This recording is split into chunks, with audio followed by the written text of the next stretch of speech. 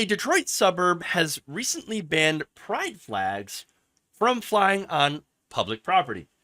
Now, this happened in the city of Hamtramck, Michigan, where the city council had voted unanimously against the pride flag, and they were citing religious freedom.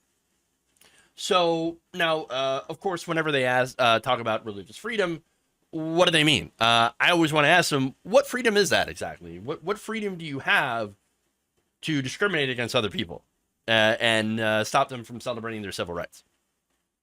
Now, the Detroit Free Press had reported that council members had argued that while LGBTQ plus people are welcome in their city, well, how magnanimous of you. It's not as if that you could stop them from actually coming into the city. They said that flying the pride flag would disrespect the religious freedom of others. How so?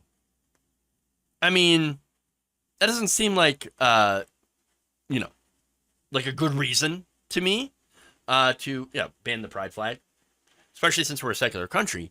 Now, here's what's interesting, right?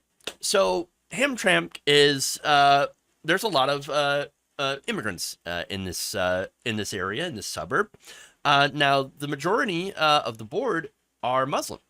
So, in fact, the entire Hamtramck City Council is Muslim. 50% of the city residents are Muslim. But I tend to look at them as American first and foremost, which means they have to follow the Constitution. And following the Constitution means, of course, respecting people's First Amendment rights to free speech. So now, free speech, of course, guaranteed by the government. Pride, that's freedom. That's free speech. That's equality under the 14th Amendment. And their religious freedom, their ability to practice their own religion in their own time, in their own home, well, that's not being infringed by this flag being flown on public property.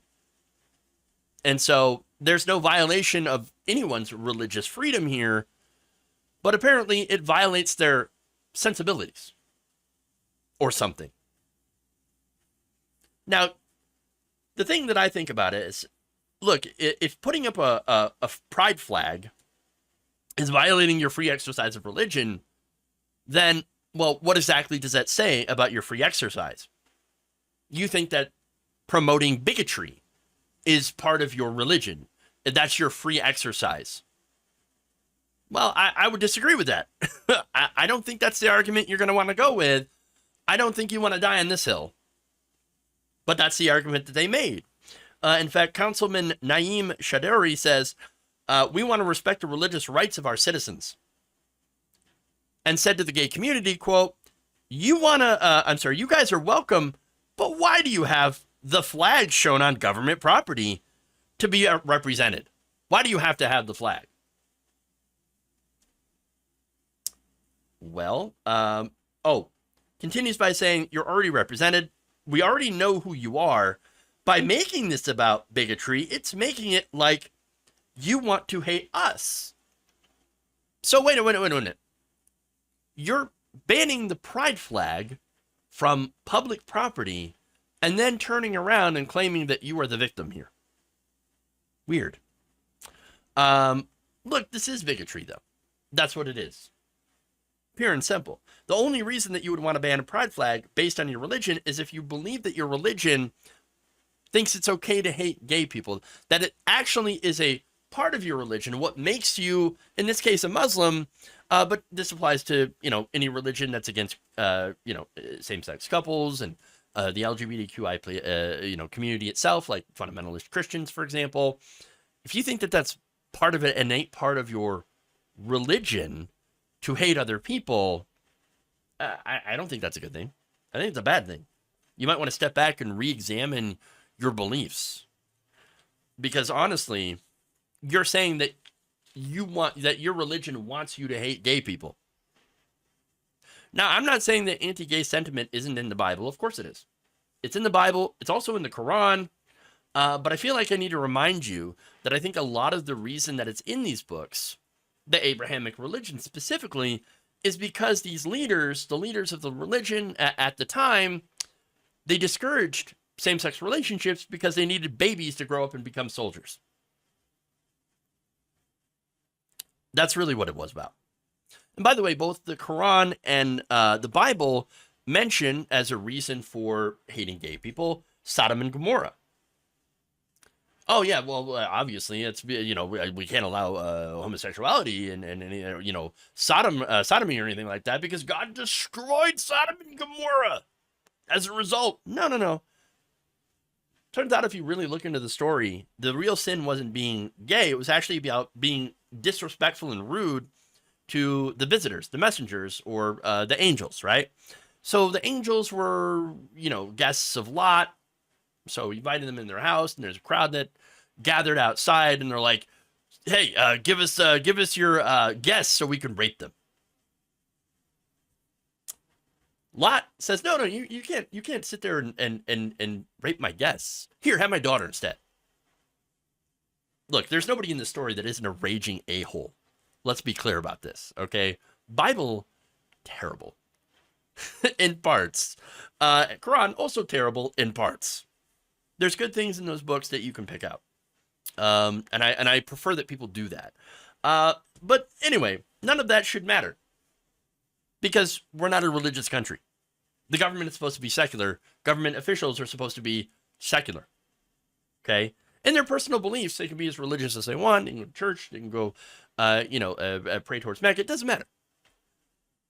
But when it comes to serving the community that they're elected to, they have to make decisions based on what's good for everyone, the law and the Constitution.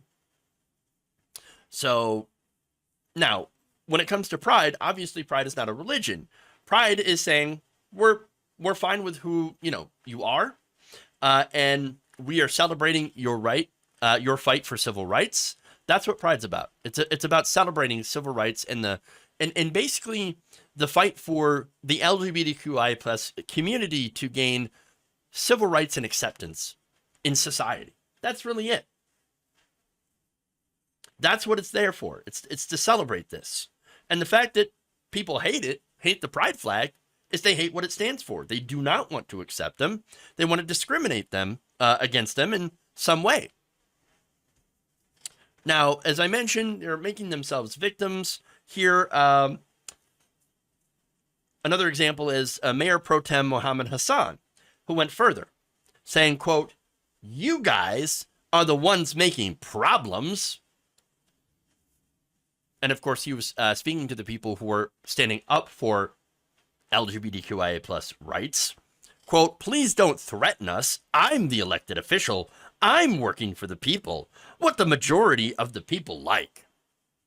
Except Hamtramck, according to the Free Press, they had a public comment period, and the vast majority of the comments actually opposed the resolution, calling it outdated and bigoted. Oops. One student, by the way, had said, the policy may violate state law and will leave trans students at risk of being disowned, kicked out, and even harmed. Others have spoken out. Democratic State Senator Stephanie Chang, whose district includes Hamtramck, released a statement after the ban saying, "To LGBTQ plus community members and their families, please know that you have many allies throughout the city and state, and that includes me as your state senator. You are loved, you are welcomed, and you are valued." Hamtramck has a long history of being a place of hope and opportunity for people of all backgrounds. Oakland County, which is near Wayne County, Executive David Coulter posted a tweet with a link to a story about the council's vote that said, quote, "You're welcome here." Haley Kane of Hamtramck says the resolution, quote, "sends a clear message of discrimination." Kane said that she had moved from California to the city because I knew it was a diverse community, but now I'm questioning whether it is. I don't want to live in a place like this. The pride flag represents making a space for all humans on all the spectrums, and this is where we're going as a human species. You can't stop that. So again, this is a diverse city, lots of immigrants, lots of art, and yes, more LGBTQ plus people that are going into these places. And I think, unfortunately, whenever you have places where there's lots of diversity, you have growing pains. Okay? you're going to have people that are conservative that push back against it, that are afraid of change, that are afraid of diversity. New ways of thinking, different people.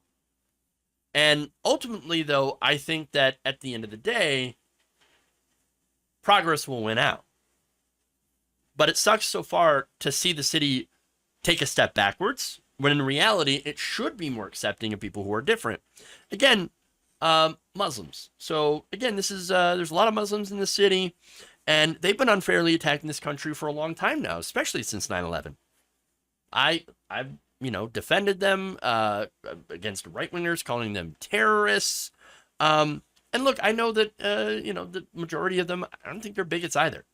Okay, but there are loud, ultra-conservative Islamic fundamentalists, obviously, and they're the same as the Christian fundamentalists who push this kind of just nonsense, this bigoted, hateful crap. The whole point of having pride and normalizing LGBTQI plus people in society is to change that and to show people that there's actually nothing to be afraid of.